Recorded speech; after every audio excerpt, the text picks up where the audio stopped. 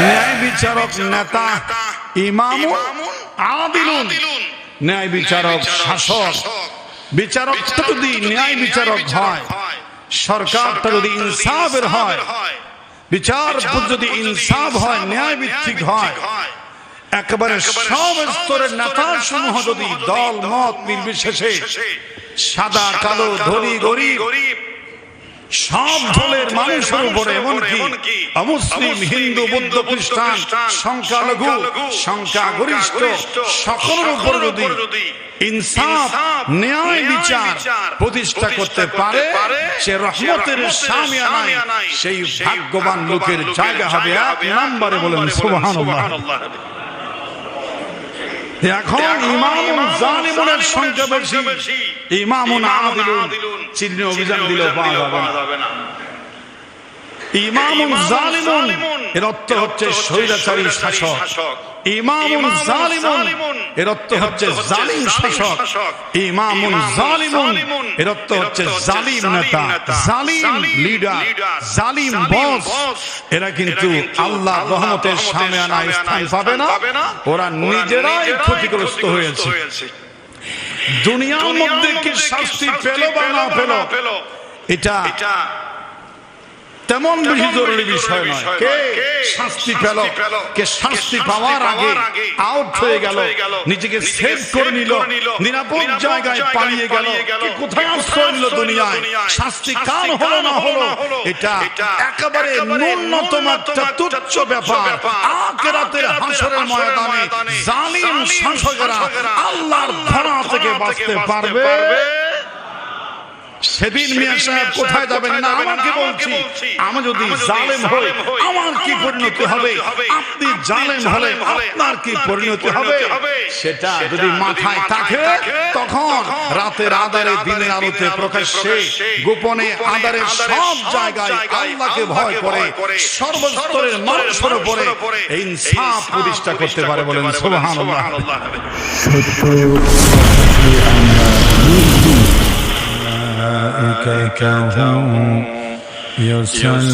يصلون على النبي يا أيها الذين آمنوا صلوا عليه وسلموا تسليما اللهم صل على سيدنا مولانا محمد وعلى آل سيدنا مولانا محمد عشق محبوب خدا जिस दिल में हासिल नहीं, लाखों मोमिन हो तो मगर ईमान में कामिल नहीं। अल्लाहुम्मा सल्ली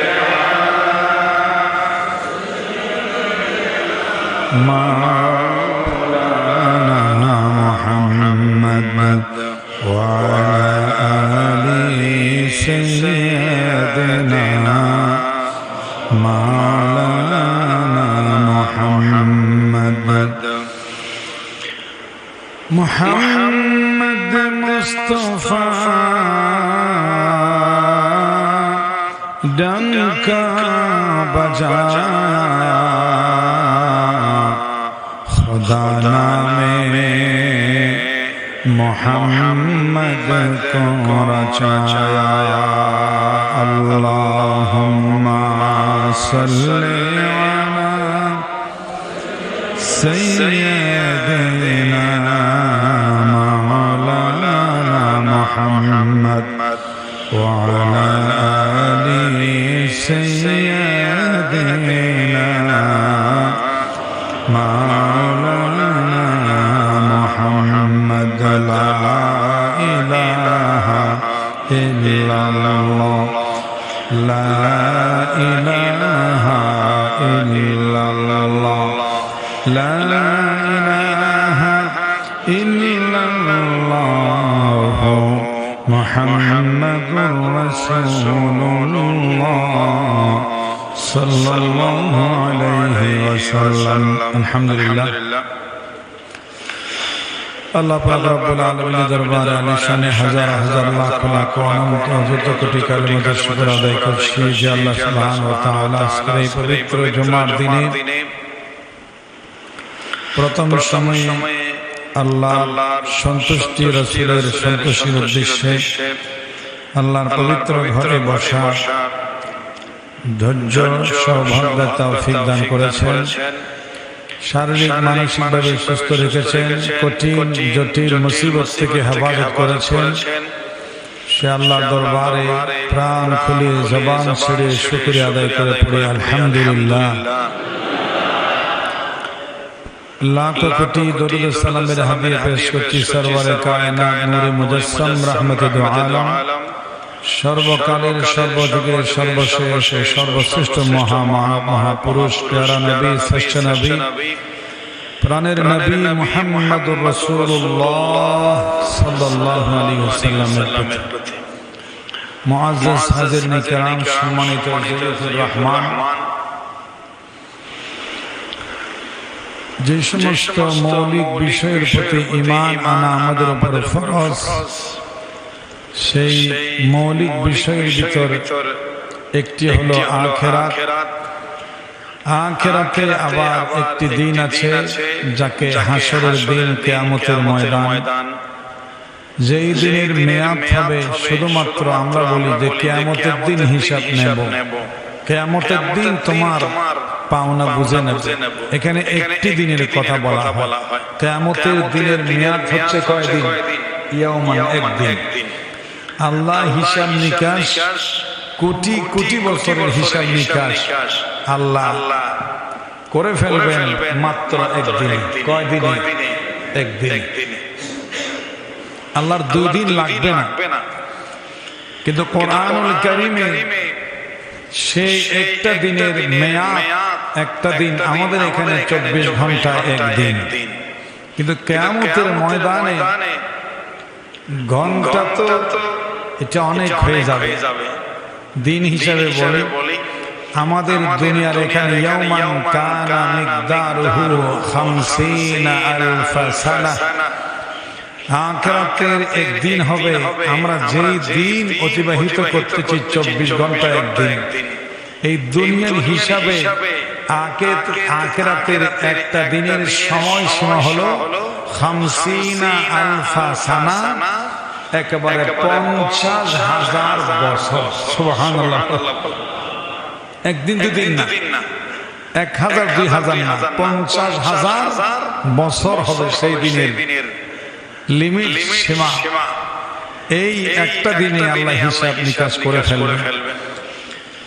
সে হাসরের ময়দানে আমাদের এখানে যে পৃথিবী, গাছপালা, তরুলতা, ঘাস, 6 ঋতু, অনেক কিছু আছে, মরুভূমির জায়গা, ঘাসের জায়গা, পানি সব আছে। কিয়ামতের ময়দানে এটা হবে একটা পল্টন মাঠের মতো, একটা টঙ্গী ইস্তেমার মাঠের মতো, একটা প্যারেড ময়দান, একটা খালি ময়দান। আমাদের এখানে ময়দানে তো আশেপাশে কিছু গাছ থাকে মাঠের ছায়া হওয়ার জন্য, কিন্তু কিয়ামতের যে ময়দান হবে সেই ময়দানে কোনো গাছের ছায়া থাকবে না। এবং আমাদের এই দুনিয়ায় আমরা তো একটু গরম হলে দোয়া করি, আযান দিই, সালাতুল ইস্তিসকা পাঠ করি। গরমে একটু তাপমাত্রা বলে 44 ডিগ্রি 50 ডিগ্রি, বাংলাদেশের সর্বোচ্চ ডিগ্রি গরমের তাপমাত্রা আমরা পার করেছি। এজন্য আমাদের শাস্তি দেওয়া হচ্ছে। সহ্য সীমার বাইরে ফ্যান, বিদ্যুতের বাতি গরম হয়ে গেছে, ভিতরেও গরম, ফ্যানের বাতাসও গরম। কিন্তু কিয়ামতের মাঠে যেই ময়দান হবে, এখানে কোন মৌসুম বা গরম ঠান্ডা উভয়টা থাকবে না। একেবারে 12 সূর্যের তাপ 1 হাত এক বিগত মাথার উপর থেকে সর্বোচ্চ তার গরমের তীব্রতা সার্ভিস দিয়ে 12 সূর্যের তাপের চাইতে বেশি, দুনিয়ার সূর্যের চাইতে 12 সূর্যের তাপ একসাথে ফোকাস দিবে, তাপ সাপ্লাই দিবে। অবস্থা এমন হবে বিভীষিকাময় অবস্থা, মানুষের এখানে দাঁড়াবার কোনো সুযোগ থাকবে না। আমাদের এখানে বেশি ঠান্ডা হলে 4-5টা গায়ে কাপড় দিতে পারি, কিন্তু কিয়ামতের মাঠে গরম হলে একটু মাথার উপর কাপড় দিলে একটু শান্তি লাগে। কিন্তু কিয়ামতের মাঠে দেখবেন মাথায় কাপড় ধরবেন, গায়েও কোনো কাপড় থাকবে না, একেবারে উলঙ্গ উঠতে হবে। সেই মুসিবতের কঠিন অবস্থার কথা বর্ণনা দেওয়ার ভাষা আমাদের জানা নাই। রাসূল করিম সাল্লাল্লাহু আলাইহি ওয়াসাল্লাম বলেছেন, সেই কঠিন মুসিবতের দিন এমন হবে, মানুষের যে জায়গা, যে জমিনটা তামার মতো গরম হয়ে যাবে, খালি পায়ে কোনো জুতা থাকবে না, একেবারে পা রাখার মতো অবস্থা হবে না, পায়ের মধ্যে পুষ্কা পড়ে যাবে, লাপথে থাকবে, পা স্থির রাখতে পারবে না, এমন অবস্থা হবে। এমন অবস্থা হবে মাটির ভিতরে নিচে কোনো চুলা নাই, কোনো আগুন জ্বালায় দেওয়া হয় নাই, শুধু মাটির তীব্রতা। এটার কারণে মানুষের মাথার মগজগুলো টকবক করে সিদ্ধ হতে থাকবে। নাউজুবিল্লাহ। আল্লাহ আমাদেরকে হেফাজত করুক, আমরা বলি আমিন। মানুষ বাঁচাও বাঁচাও বলে চিৎকার মারবে, দুনিয়ার ভাষায় বলে বাঁচাও বাঁচাও, আখিরাতে সেই শব্দটা হবে ইয়া নাফসি ইয়া নাফসি, বাঁচাও বাঁচাও আওয়াজ উঠবে। মানুষের সহ্য সীমার বাইরে চলে যাবে। জিহ্বাটা একেবারে শরীর থেকে বের হয়ে নাভি পর্যন্ত জ্বলতে থাকবে কুকুরের মতো। সারা শরীরে অসহ্য গরম তীব্রতার কারণে মানুষ শুধু বলবে, আল্লাহ এই গরম তো আর সহ্য হয় না, বিচার করে ফেলা। সময় ফুরাবে না, কষ্টের সময় ফুরাবে না। 50,000 বছর, এটা 50 কোটি বছরের মতো লাগবে মানুষের কষ্টের কারণে। সেই মুসিবতের সময় সবাই খোলা ময়দানে কষ্টের মধ্যে থাকবে। নবী রাসূল পর্যন্ত ইয়া নাফসি ইয়া নাফসি বলবে। আদম থেকে ঈসা নবী বলবেন সবাই নাফসি নাফসি, উম্মতে উম্মতে বলবেন নবী হাসরের ময়দান। আশিক বিনা কে বুঝিবা দয়াল নবীর শান। আসমান থেকে সরোহর পর্যন্ত সবাই স্লোগান নবী, ওয়ালিয়ায়ে কেরাম, সাধারণ মানুষ, নেতা, রাজা, প্রজা, বাদশা, ধনী গরিব, সাদা কালো, উঁচু লম্বা খাটো, সব দেশের সব স্তরের মানুষের আওয়াজ থেকে, জবান থেকে একটা আওয়াজ আসবে, ইয়া নাফসি, আমার কি হবে, বাঁচাও বাঁচাও বলে চিৎকারে আকাশ বাতাস ফেটে যাবে। সেটার নাম হচ্ছে কিয়ামতের ময়দান। যদি বলেন সুবহানাল্লাহ।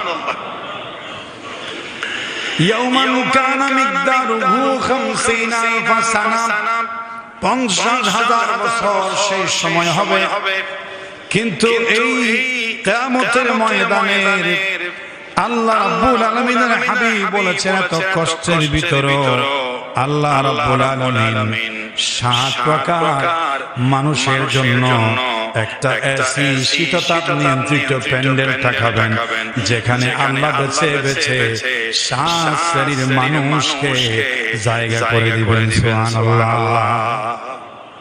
আমাদের মসজিদে এসি চলতেছে, 9 গরম 9 ঠান্ডা। এসি প্রথম ছিলেন আল্লাহ হযরত ইব্রাহিম আলাইহিস সালামকে এসি দিয়েছিলেন।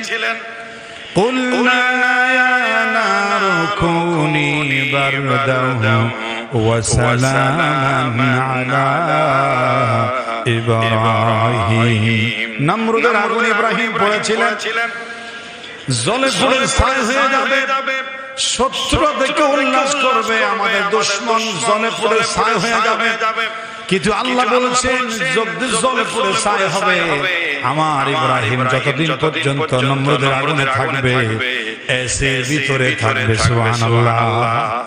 হযরত ইব্রাহিম আলাইহিস সালাম বলেছিলেন আমার পুরো জিন্দেগির ভিতরে সবচাইতে সুখী ছিলাম ইব্রাহিমের অগ্নিকুণ্ডে, নমরুদের অগ্নিকুণ্ডে আমি ইব্রাহিম সবচাইতে আরামে, সবচাইতে খুশিতে, সবচাইতে নিশ্চিন্তে আরামে সুখে ছিলাম। যেই দিনসমূহ, এই দিনসমূহ হলো নমরুদের তৈরি অগ্নিকুণ্ডে। সুবহানাল্লাহ।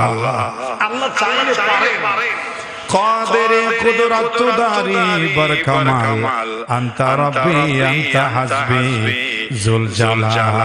আল্লাহ চাইলে পারেন আন্নাল কুওয়াতা লিল্লাহি জামিআ, সমস্ত ক্ষমতার মালিক কে? একটু সবাই বলুন তো কে? কোরআনের আয়াত। সে কিয়ামতের ময়দানে আল্লাহ রাব্বুল আলামিন একটা রহমতের শামিয়ানা টানবেন। সেই শামিয়ানায় 7 প্রকার মানুষকে ছায়া দিবেন। বুখারী এবং মুসলিমের হাদিস, মুসলিম শরীফের হাদিস হযরত আবু হুরায়রা রাদিয়াল্লাহু তাআলা আনহু থেকে বর্ণিত, সাবাতু ইউযিল্লুহুমুল্লাহু ফি যিল্লিহি ইয়াওমা লা যিল্লা ইল্লা যিল্লুহু। কিয়ামতের ময়দানে 7 প্রকার মানুষকে আল্লাহ তার রহমতের আরশের ছায়াতলে স্থান দিবেন, যে স্থানের ভিতরে ঠান্ডাও হবে না, গরমও হবে না, শীততাপ নিয়ন্ত্রিত হবে এবং 50,000 বছরের সময়টা তাদের জন্য কোনো কষ্ট হবে না, যেহেতু তারা আরামের মধ্যে আছে, শান্তির ভিতর আছে। বলেন সুবহানাল্লাহ। কোন শ্রেণীর মানুষ সেই রহমতের সামনে আনায় জায়গা পাবে? কোন শ্রেণী? 7 শ্রেণী। কোন শ্রেণী? এখন আমাদের জানার বিষয় হলো সেই 7 শ্রেণীর ভিতরে আমি আমাকে প্রবেশ করাতে বা আমাকে সেই তালিকাভুক্ত সেই গুণ, কোয়ালিটি, সেই বৈশিষ্ট্য, সেই প্রকারের ভিতরে আমরা আপনারা আছি কিনা সেটাই আমাদের দেখা প্রয়োজন। এবং যদি না থাকি সেই রহমতের যে 7 শ্রেণী, ওখানে যে কোনো এক শ্রেণীর ভিতরে আমরা ঢুকতে চাইবো, অথবা যদি 7 শ্রেণী আমার কাছে থাকে, 7টাই যদি থাকে, তাহলে এই রহমতের শামিয়ান আমাদের ঠেকাই কে? যদি বলেন ইনশাআল্লাহ। এবং এই 7 শ্রেণীর কথাগুলো স্বাধীনভাবে আমাদের বলার কি বাক স্বাধীনতা আছে? সেগুলোকে আমরা স্বাধীনভাবে বলতে পারি। প্রথম হচ্ছে ইমামুন আদিলুন, ন্যায় বিচারক। সরকার ন্যায় বিচারক, শাসক ন্যায় বিচারক, বাদশা ন্যায় বিচারক, রাজা ন্যায় বিচারক, নেতা ইমামুন ন্যায় বিচারক, নেতা ইমামুন আদিলুন ন্যায় বিচারক, শাসক। বিচারকটা যদি ন্যায় বিচারক হয়, সরকারটা যদি ইনসাফের হয়, বিচার যদি ইনসাফ হয়, ন্যায় ভিত্তিক হয়, একেবারে সব স্তরের নেতা সমূহ যদি দল মত নির্বিশেষে, সাদা কালো, ধনী গরিব, সব দলের মানুষের উপরে, এমনকি অমুসলিম, হিন্দু, বৌদ্ধ, খ্রিস্টান, সংখ্যালঘু, সংখ্যাগরিষ্ঠ, সকলের উপর যদি ইনসাফ, ন্যায় বিচার প্রতিষ্ঠা করতে পারে, সে রহমতের শামিয়ানায় সেই ভাগ্যবান লোকের জায়গা হবে 1 নম্বরে। বলেন সুবহানাল্লাহ। এখন ইমামুন জালিমুনের সংখ্যা বেশি, ইমামুন আদিলুন চিহ্ন অভিযান দিলেও পাওয়া যাবে না। ইমামুন জালিমুন এর অর্থ হচ্ছে স্বৈরাচারী শাসক। ইমামুন জালিমুন এর অর্থ হচ্ছে জালিম শাসক।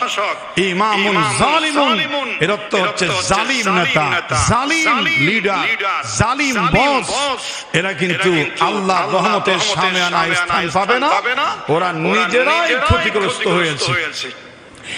দুনিয়ার মধ্যে কি শাস্তি পেল বা না পেল, এটা তেমন বেশি জরুরি বিষয় নয়। কে শাস্তি পেল, কে শাস্তি পাওয়ার আগে আউট হয়ে গেল, নিজেকে সেভ করে নিল, নিরাপদ জায়গায় পালিয়ে গেল, কে কোথায় আশ্রয় নিল দুনিয়ায়, শাস্তি কার হলো না হলো, এটা একেবারে ন্যূনতম একটা তুচ্ছ ব্যাপার। আখিরাতের হাসরের ময়দানে জালিম শাসকেরা আল্লাহর ধরা থেকে বাঁচতে পারবে? সেদিন মিয়া সাহেব কোথায় যাবেন না আমাকে বলছি, আমি যদি জালেম হই আমার কি পরিণতি হবে, আপনি জালেম হলে আপনার কি পরিণতি হবে, সেটা যদি মাথায় থাকে তখন রাতের আঁধারে দিনের আলোতে প্রকাশ্যে গোপনে আঁধারে সব জায়গায় আল্লাহকে ভয় করে সর্বস্তরের মানুষের উপরে ইনসাফ প্রতিষ্ঠা করতে পারে। বলেন সুবহানাল্লাহ। এটা হাদিসের কথা। আর আল্লাহ পাক রব্বুল আলামিন কোরআনুল কারীমে বিভিন্ন জায়গায় বলেছেন, ইন্নাল্লাহা ইয়া'মুরু বিল আদলি ওয়াল ইহসান। খুতবা, দ্বিতীয় খুতবার শেষে আয়াতটা পড়ি আমরা।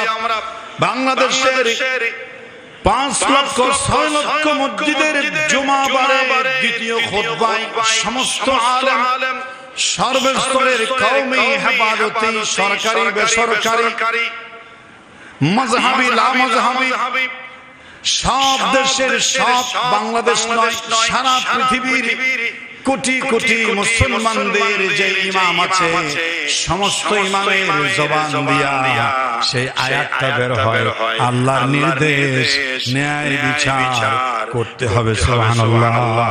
ইন্নাল্লাহ, নিশ্চয় আল্লাহ তাআলা নির্দেশ দিচ্ছেন, নির্দেশ দিচ্ছেন ইয়া'মুরু বিল আদলি, ইনসাফ করার জন্য মানুষের মাঝে, ওয়াল ইহসান, এবং দয়া করানোর জন্য, ইহসান করানোর জন্য, পারলে ক্ষমা উদারতার দৃষ্টান্ত দেওয়ার জন্য, মানুষের উপরে কঠিন না হওয়ার জন্য, প্রতিশোধ না নেওয়ার জন্য, দয়া করার জন্য আল্লাহ নির্দেশ দিচ্ছেন। এটা সমস্ত খতিবেরা শুক্রবার দিন কোটি কোটি মানুষের সামনে তেলাওয়াত করে।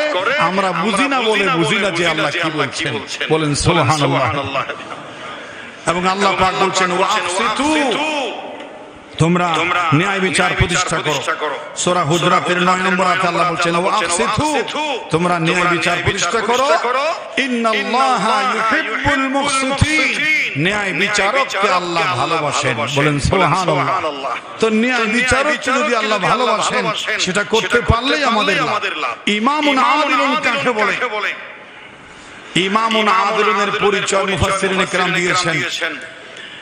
রাসূল কারীম সাল্লাল্লাহু আলাইহি ওয়াসাল্লাম বলেছেন, وأن يتبع أمر الله وأن يتبع أمر الله بكل شيء في موضعه أي بوضع كل في موضعه من غير إفراط لا تفريط। এটার নাম হচ্ছে ইনসাফ। প্রত্যেকটা জিনিস আল্লাহ পাকের দ্বীনের ইত্তেবা করে, আল্লাহর দ্বীনের অনুসরণ করে, যাকে যে স্তরে রাখা দরকার, যাকে যেখানে প্রয়োগ করা দরকার সেখানে প্রয়োগ করা, এক্ষেত্রে বাড়াবাড়ি এবং ছাড়াছাড়ি না করা, এটার নাম হচ্ছে ইনসাফ, এটার নাম হচ্ছে ইমামুন আদিলুন। বলেন সুবহানাল্লাহ। যাকে যেখানে রাখা প্রয়োজন, যে জিনিস যেখানে রাখা প্রয়োজন সেটাকে বলা হয় আদল। মনে করেন আমার যে মাথায় টুপি আছে, পাগড়ি আছে, এটার যথাযোগ্য জায়গা হলো কোথায়? মাথার উপরে। এখন আমি যদি সেই মাথার টুপিটাকে কুকুরের মাথায় দিই, এটা বড় ধরনের বেয়াদবি। ইতিপূর্বে বাংলাদেশের মানুষ দেখেছে যে মোল্লা মুন্সিকে টুপি, দাড়িওয়ালাকে ঘৃণা করার জন্য, তুচ্ছ তাচ্ছিল্য করার জন্য কুকুরের মাথায় পাগড়ি টুপি বেঁধে কার্টুন ছাপিয়ে গোটা দুনিয়ার মুসলমানদের টুপি এবং পাগড়িকে বেইজ্জত করা হয়েছে, জুলুম করা হয়েছে। নাউজুবিল্লাহ বলেন। টুপি যদি আমার পায়ে দিই, হাতের উপর দিয়ে আমার পায়ে যদি টুপি বেড়ায় রাখি, এটা কি ইনসাফ হবে? যাকে যেখানে রাখা প্রয়োজন তাকে সেখানে রাখতে হবে। এটা হচ্ছে আদল।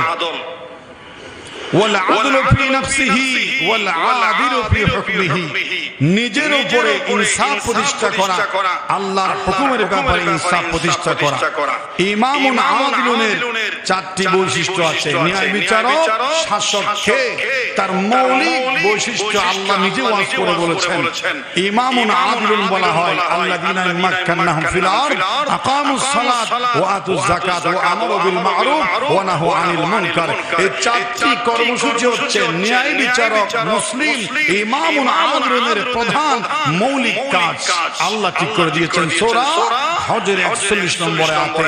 ইমামুন আদিলুন ন্যায় বিচারক শাসক যখন মসনদে চেয়ারে যখন দায়িত্বভার অর্পিত হবে, তার প্রথম দিনের পার্লামেন্টে কর্মসূচিতে তার প্রথম দায়িত্ব হবে যারা দুনিয়ার মধ্যে ঈমানও আছে, কালিমাওয়ালা, নবীওয়ালা আছে, মুসলমান পরিচয় আছে, সকল মানুষকে 5 ওয়াক্ত নামাজ পড়তে প্রতিষ্ঠা করতে বাধ্য করা হবে। এটা এস্টাবলিশ করবে, এটা প্রতিষ্ঠা করবে। মুসলমান হয়ে কেউ নামাজ না পড়ে থাকতে পারবে না। যিনি বলেন সুবহানাল্লাহ। যে এক নম্বর ইমামুন আদিলুনের কার্যক্রম। 2 নম্বরে যাকাত প্রতিষ্ঠা করবে, 3 নম্বরে সৎ কাজের আদেশ, 4 নম্বরে অসৎ কাজের নিষেধ করবে। এটা ইমামুন আদিলুনের কাজ। এরপরে ইমামুন আদিলুনের মর্যাদা, কোন মানুষ যদি দুনিয়ার মধ্যে ইনসাফ প্রতিষ্ঠা করে যদি কবরে যেতে পারে, আল্লাহ রাব্বুল আলামিনের যে চেয়ার হবে, সিংহাসন হবে, আল্লাহ তার সিংহাসনের ডান পাশে নূরের একটা মিম্বর বানায়া আল্লাহর ডান পাশে ন্যায় বিচারক শাসের জন্য একটা আসন তৈরি করে দেবেন। সুবহানাল্লাহ। ইন্নাল মুকসিতিনা ইনদাল্লাহি আলা কাদামি নূরি ইয়ামিনুর রহমান। রহমানের ডান পাশে নূরের একটি মিম্বার বানানো হবে। আল্লাহ তার ডান পাশে নূরের মিম্বারে সমস্ত ইমামুন আদিলুনকে সম্মানিত করে একটা চেয়ারে বসাই দেবেন। সুবহানাল্লাহ। মর্যাদাটা ফজিলত। আর ন্যায় বিচারক শাসক অবশ্যই জান্নাতে যাবে। রাসূল বলেছেন, ক্বালা নবী সাল্লাল্লাহু আলাইহি ওয়াসাল্লাম, মুসলিম শরীফের 2565 নম্বর হাদিস, আহলুল জান্নাতি সালাস। 3 স্তরের মানুষ পাবলিকের খুশি নারাজের দিকে তাকিয়ে কথা বলা, এটা ইমাম সাহেবের, খতিব সাহেবের বৈশিষ্ট্য নয়। যদি সেরকম হয় তাহলে খতিব সাহেব এটা 1 নম্বর থাকে না, 2 নম্বর হয়ে যায়। আর 2 নম্বর হলে 2 নম্বর খতিবের যদি নামাজ পড়া আর 1 নম্বর খতিবের যদি নামাজ পড়া, সওয়াবও বেশ কম আছে, মনে একটা প্রশান্তিও আছে। ইমাম সাহেব যদি কারো পক্ষ নিয়ে কথা বলে, সেই ইমাম সাহেব দুর্বল হয়ে যায়, 2 নম্বর হয়ে যায়, নামাজও 2 নম্বর হয়ে যায়। এজন্য ইমাম এবং খতিবকে রাখতে হবে সমস্ত সমালোচনার ঊর্ধ্বে। আর ইমাম খতিবের উচিত কথা বলা সমস্ত দল মত নির্বিশেষে সবার উপরে কোরআন এবং হাদিসের দিকে তাকিয়ে যেভাবে ওয়াজ করেছেন রাসূল করিম, যেভাবে ওয়াজ করেছেন সাহাবায়ে কেরাম, 4 খলিফা, রাষ্ট্রনায়ক সমূহ যেভাবে ইনসাফ ভিত্তিক কথা বলেছেন, অকুতোভয় লড়াকু সৈনিক হয়ে সেরকম কথা বলতে পারলেই, তার জবান দিয়ে বাক স্বাধীনতা পেলেই কোরআন হাদিসের কথাগুলো সমাজে প্রচার হবে। নইলে অনেক কথা মাটির তলে ছাপা পড়বে। ঠিক না? ইমামুন আদিলুন ন্যায় বিচারক শাসক। এখন এটা যদি বলি, সেখানে তো আপনি না বললেও তো সেখানে একটা পলিটিক্যাল গন্ধ চলে আসে, পলিটিক্যাল একটা ভাইরাস, একটা সমালোচনা তো চলেই আসে। তাহলে সেই কথা যখন আপনি বলবেন যে হুজুর ইমামুন আদিলুন, স্বৈরাচারী জালিম সরকার শাসক, ন্যায় বিচার জুলুম, এই কথাগুলো বললো কেন? তাহলে এই কথাগুলো বললো কেন? এটা বলতে গেলে তাহলে এটা বাদ দিয়ে দিই, 7 প্রকার মানুষের ছায়া হবে, একটা বাদ দিলাম, এটা বলবো না। এটা বললে অনেকের কষ্ট লাগবে। 2 নম্বর দিকে যাই। 2 নম্বর হলো ওয়ারাজুলুন কলবুহু মুআল্লাকুন। 2 নম্বর হলো ওয়াশাবুন নাশা ফি ইবাদাতিল্লাহ। সেই যুবকরা যারা যৌবনকালে আল্লাহর ইবাদতের মাধ্যমে কাটাতে পেরেছে। সুবহানাল্লাহ। যৌবনকালে ইবাদতের মূল্য আল্লাহর কাছে কি বেশি। দর জওয়ানি তওবা করদম মিশওয়াদ পরহেজগার, দর জওয়ানি তওবা করদম শিওয়ে পয়গম্বরি, ওয়াক্ত পীরি গুরগ জালম মিশওয়াদ পরহেজগার। শায়ের বলছেন যৌবনকালে ইবাদত করাই হচ্ছে নবী রাসূলদের, আউলিয়া কেরামের এটাই হলো বৈশিষ্ট্য। যৌবনকালের ইবাদত এটা পয়গম্বরী খাসলত। বলুন সুবহানাল্লাহ। যৌবনকালের ইবাদতের দাম বেশি এবং বেশি ইবাদত করতে পারে। একটা যুবক চাইলে সারা রাত নফল নামাজ পড়তে পারে, একটা যুবক চাইলে সারা রাত কোরআন তেলাওয়াত করতে পারে, একটা যুবক চাইলে সারা রাত জিকির আজকার করতে পারে, তো সেই যৌবন কালে তার পাওয়ার থাকে। কিন্তু একটা বুড়া মানুষ 4 রাকাতের চাইতে বেশি আর পড়তে পারে না, তাকে চেয়ারে বসে থাকতে হয়, অনেক শারীরিক সমস্যা হয়, বসে থাকলেও কষ্ট, দাঁড়িয়ে থাকলেও কষ্ট, কষ্টের পর কষ্ট। জন্য যৌবন কালে যারা ইবাদতের মাধ্যমে কাটায় তারা আল্লাহর কাছে রহমতের শামিয়ানায় স্থান পাবে। বলেন সুবহানাল্লাহ। আমি আবারও বলছি, যৌবন কালে যুবকদের ইবাদতের মূল্য বেশি। আপনারা শুধু দেশ শান্তি শৃঙ্খলা পাহারাদারি ট্রাফিক এর দায়িত্ব পালন করলে চলবে না। আপনাদেরকে আজান হলেই মসজিদে যেতে হবে। শুধু রাস্তাঘাট সাক করলে কেন, মানুষকে দেখাবার জন্য যদি সেই কাজ হয় মানুষ দেখবে কিন্তু সোয়াব পাবে না। অনেকে আছে রাস্তার মধ্যে একটা লাঠি নিয়া আর একটা স্বাধীনতার পতাকা কপালে দিয়া তারপরে গাড়ির দিকে হাত মেরে মুড়ে তাকিয়ে আছে, বন্ধুকে বলছে পোস্ট কর, একটা ছবি মার, আপলোড কর। এরকম আছে না? এরকম এই কাজের কোনো সোয়াব আছে না?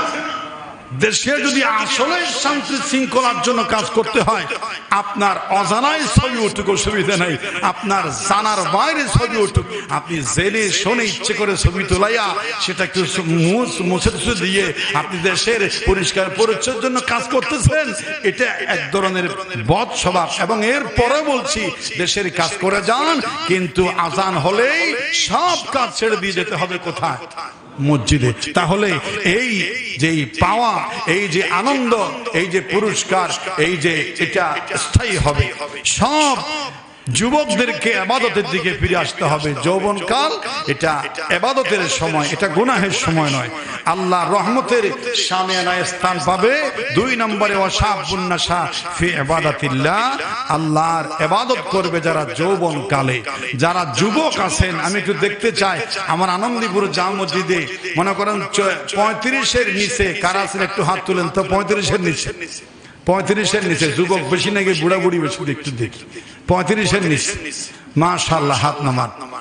তা আপনাদেরকে এখন ইবাদতের সময় খাটাতে হবে, বেশি বেশি করে ইবাদত। কারণ আমরা যে বৃদ্ধ বয়স যেতে পারবো তার কোনো গ্যারান্টি নাই। এজন্য যৌবনকালে ইবাদত, এটার দাম খুব বেশি। 3 নাম্বার হলো ওয়ারাজুলুন কলবুহু মুআল্লাকুম বিল মাসাজিদ, যে মানুষটির একটা কান, যে মানুষটির মনটা জোহরের নামাজ পড়ার পরে আসরের নামাজ কখন হয়, আসর পড়ার পরে মাগরিবের আজান কখন হয়, আজান কখন হয়, মাগরিবের পরে এশার আজান কখন হয়, এদিকে একটা কান, একটা মনোযোগ যদি তাকিয়ে দিতে পারে, আজান হওয়ার সঙ্গে সঙ্গে মসজিদে চলে আসতে পারে, এই নামাজিটা আল্লাহর রহমতের শামিয়ানায় স্থান পেয়ে যাবে। সুবহানাল্লাহ। এক কথায় 7 প্রকারের ভিতরে 1 প্রকার হলো নামাজি। 1 প্রকার কি? নামাজি। ঘুমায়া কাজা করছো ফজর, তখন উঠনি, যখন জোহর খেলায় হেলায় কেটেছো আসর, মাগরিবের ওই শোনো আজান, জামাতে শামিল হও রে সাথে, এখনো জামাত আসে স্থান। লা সাহামা ফিল ইসলাম লিমান লা সালাত লাহু, যার জীবনে নামাজ নাই তার জীবনে ইসলামে তার কোনো অংশ নাই। ইসলাম মুসলমান দাবি করার তার কোনো রাইট নাই। নামাজ হচ্ছে সব কিছু। দেহের ভিতর রাসূল বোঝানোর জন্য বলেছেন যে দেহের ভিতর সবচেয়ে গুরুত্বপূর্ণ হলো মাথা। গুরুত্বপূর্ণ কি? আপনি যদি অ্যাক্সিডেন্ট করেন, আপনার একটা হাত চলে গেল, হাসপাতালে গেলে আপনাকে বাঁচানো যাবে। একটা পা চলে গেল, আপনাকে বাঁচানো যাবে। আপনার হাঁটু চলে গেল, বাঁচানো যাবে। আপনার এটা পুরোটাই তার চাকার তলে পড়লো, বাঁচানো যাবে। কিন্তু যদি চাকার তলে আপনার এই মাথাটা চলে যায়, হাসপাতাল পর্যন্ত নিয়ে যাওয়ার কোনো সুযোগ থাকবে? জায়গায় স্পট ডেড। মাথায় আঘাত হলে সঙ্গে সঙ্গে ইন্না লিল্লাহি ওয়া ইন্না ইলাইহি রাজিউন হবে। সারা শরীরের জীবন থাকা না থাকা এটা নির্ভর করে মাথার উপরে। রাসূল বলেছেন ইন্নামা মাউযুস সালাত ফিল ইসলামি কামাউজির রাসি ফিল জাসাদ, পুরো দেহের ভিতর মাথার যেমন মূল্য, সমস্ত হুকুম আহকামের ভিতরে নামাজের তেমন মূল্য। মাথা আছে, বডি আছে, জীবন আছে। মাথা নাই, বডি নাই, জীবন নাই, নামাজ আছে, তার দিন আছে, ইসলাম আছে, মুসলমানিত্ব আছে। নামাজ নাই, তার দিন নাই, মুসলমানিত্ব নাই, তার কিছুই নাই, সব বরবাদ। নাউজুবিল্লাহ বলেন। আসসালাতু ইমাদুদ্দিন, নামাজ হচ্ছে দ্বীনের মেইন খুঁটি। ফামান আকামাহা ফাকাদ আকামাদ্দিন, যে নামাজ প্রতিষ্ঠা করলো সে সব কিছু প্রতিষ্ঠা করলো, ঠিক রাখলো। ওমান হাদামাহা, যে নামাজ শেষ করে দিল, ফাকাদ হাদামাদ্দিন, সে শুধু নামাজ শেষ করলো না, নামাজ ধ্বংস করলো না, সে পুরো দিন, পুরো ইসলামটাকে তছনছ করে দিল, শেষ করে দিল। তার আর বলার কিছু রইল না, গর্ব করার, দেখানোর, আল্লাহর সামনে দাঁড়াবার আর তার কিছুই রইল না, সব শেষ হয়ে গেল।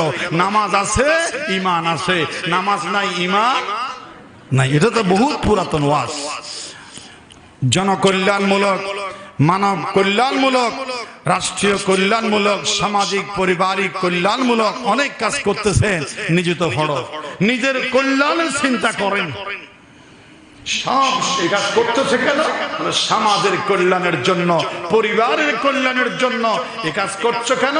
দেশের, দশের, সমাজের, রাষ্ট্রের কল্যাণের জন্য। নামাজ না পড়লে তো নিজেরটা পড়ো, নিজের কল্যাণ চিন্তা করতে হবে। আগে নিজের কথা, আগে কার কথা?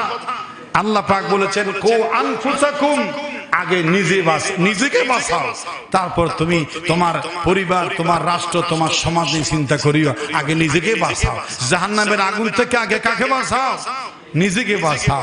নামাজ এবং নামাজ, এটা এখনো তারা ধরতে পারেন নাই, তাদের কপাল খারাপ, তাদের বদনসিব। আরশের তলে 3 নম্বর ছায়া পাবে যে 5 ওয়াক্ত নামাজি, জুমার মুসল্লি, সাপ্তাহিক মুসল্লি, সপ্তাহে 3 দিন মুসল্লি বা 4 ওয়াক্তের মুসল্লি আছে, 3 ওয়াক্তের মুসল্লি আছে। এখানে এবং এর বাইরে সারা বাংলাদেশে 4 ওয়াক্তের মুসল্লি একেবারে কোটি কোটি। হদুদুর সব পানি, কিন্তু ফজরের নামাজ পড়া সম্ভব হচ্ছে না। এখন একেবারে অবস্থা মানে খুব পরিণতি, খুব ভয়াবহ অবস্থা। কারণ আমাদের নতুন উপদেষ্টা, যিনি আইসিটি সমন্বয়কদের একজন, যে আইসিটি বিভাগে, তার একটা পোস্ট দেখেছিলাম, সন্ধ্যা 6টা থেকে রাত 12টা পর্যন্ত ইন্টারনেট বন্ধ থাকবে, পড়ার সময় বলে। এটা যদি হয়, দেশে যে কি কল্যাণ হবে জানেন?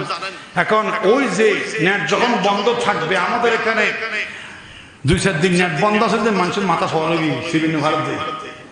তো গরিব কি আর নেট সিবানো যা, ফেসবুক দেখানো যা, ইউটিউব দেখানো যা, হয়তো গরিব কি আর তসবিহ ছাড়া বলা চাই সুবহানাল্লাহ ওয়ালহামদুলিল্লাহ লা ইলাহা ইল্লাল্লাহ লা ইলাহা ইল্লাল্লাহু মুহাম্মাদুর রাসূলুল্লাহ সাল্লাল্লাহু আলাইহি ওয়াসাল্লাম। যারা জিকিরের পাগল তারা জিকির করেছে, যারা লেখাপড়ার পাগল তারা লেখাপড়া করেছে, যারা যেদিকে সুযোগ আছে দিকে গেছে। কারণ তখন নেট বন্ধ। সুতরাং মাগরিব থেকে 12টা পর্যন্ত যদি, অথবা ফজর পর্যন্ত যদি নেট বন্ধ থাকে, তাহলে অনেক অনেক ফজরের মুসল্লি পাওয়া যাবে। 2টা পর্যন্ত মোবাইল সিভিলে কেমনি ফজর নামাজ পড়িব, ডাইরেক্ট 11টা বাজে বন্ধ হইল। আর সিভিও লাভ নাই, অবশ্যই সিভিল লাভ না থাকলে আস্তে করে বিছানার যন্ত্রণা খানো উপায় এত হনো ফান্না ফরানো দিল মগরের তো না ফটো ফান্না হওয়া 2টা বাজে ফরান দেয়। এনে অটোমেটিক ফ্রিডিয়াম বিছানা লিখে যাবে ওই যে 11টা পরে নেট বন্ধ হইলি। ঠিক নাকি? মুসল্লি ভারী ভারী। এদেশের যারা প্রশাসক, যারা এখন অন্তর্বর্তীকালীন সরকারে, তত্ত্বাবধায়ক সরকারে যারা আছে আইসিটি বিভাগে, এটা যেন তাদের মাথার মধ্যে আসে যে আমাদের আফমা খালেদ হোসেন সাহেব, ইনি তো বড় একজন দক্ষ ইসলামিক স্কলার। সে বৈঠকে যদি এটা পরামর্শ করে যে নেটকে রাত্রিবেলায় একটু নিয়ন্ত্রণে আনা দরকার, এটা যদি কার্যকর হয়, আমার মনে হয় ফজরের মুসল্লি বাড়িয়ে যাবে। জোরে বলেন ইনশাআল্লাহ। আল্লাহ যেন সেই ব্যবস্থা করার তৌফিক দান করে, আমরা বলি আমিন। এজন্য ওয়ারাজুলান তাহাব্বা ফিল্লাহি ইজতামাআ আলাইহি ওয়া তাফাররাকা আলাইহি।